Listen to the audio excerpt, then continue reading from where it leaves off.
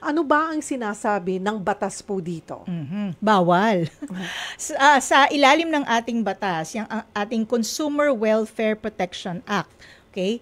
Wala tayong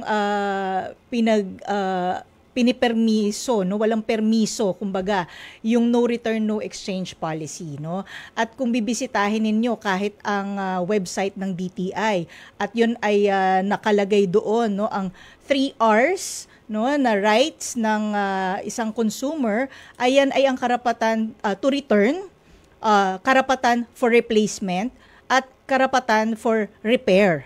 So, ang linaw, 'di ba? Ngayon, yan ay summary lamang po or buod ng karapatan ng mga consumers, no, sa ating lahat. Pero pag titingnan ninyo ang text, no, ng ating batas, naroon din naman talaga siya, no? Bukod dun sa ating Special Law for Consumer Protection, pati ang ating Kodigo Sibil, no? Nandiyan 'yan kapag ang general law natin kasi magsusupply kung walang mga detalye na pinoprovide yung ating particular na mga batas, pati implementing rules and regulations. Pero Cheryl, sa dami, no, ng klase nga, no, nabanggit mo kanina, may online, merong substandard, merong misrepresentation, sa dami ng mga forms ng panloloko ng mga nagbebenta, ay meron ng mga particular din ng mga rules, no, in place ang DTI. Pero yan yung isa sa mga misimpression.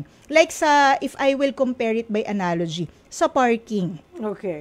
Makikita natin, no, sa mga parking, pay parking ang pinag-uusapan. Sinasabi, we will not be held liable for loss of valuables. Yes, ganyan, no? Pero naniningil kayo ng parking. Yes, at kontrata yan. At Oo. napatunayan na yan, hindi lang sa batas, pati ng Korte Suprema, yung mga desisyon tungkol dyan. Akalain mo, umaabot hanggang Korte Suprema. Para lang maiklaro, sabi ng Korte Suprema, hindi binding yung ganyan, no, na mga disclaimer. Kahit nakalagay doon sa ticket ay hindi kayo liable pa rin kayo. No? Bakit they continue to use that text? That they're not liable. Totoo, no? Kasi that's the point of you're paying parking. Yes. Security. Oh, Tama ka dyan, no? In the same way na bawal din, in general, ang waiver kapag magse-separate from employment na alam nating may power, ano yan, di ba?